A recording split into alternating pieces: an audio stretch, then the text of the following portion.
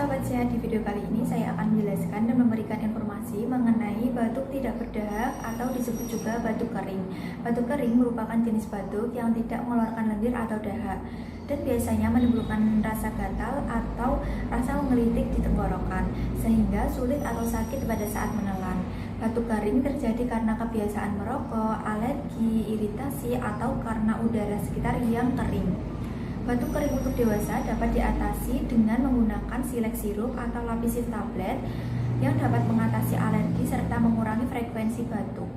Selain itu dapat dikombinasi dengan Trinolon tablet yang berguna untuk mengatasi radang atau mengurangi rasa sakit pada saat menelan. Untuk anak dapat menggunakan Vicks Formula 44 anak untuk mengurangi frekuensi batuk dan alergi. Untuk anak di atas 7 tahun dapat menggunakan SP Troses yang berguna untuk mengatasi radang dan sakit pada tenggorokan. Beberapa cara untuk menghindari batuk kering yaitu dengan menghindari merokok, minum air putih yang banyak, menjaga kelembapan udara ruangan, serta memakai masker pada saat keluar ruangan dan mencegah kontak dengan sumber alergi.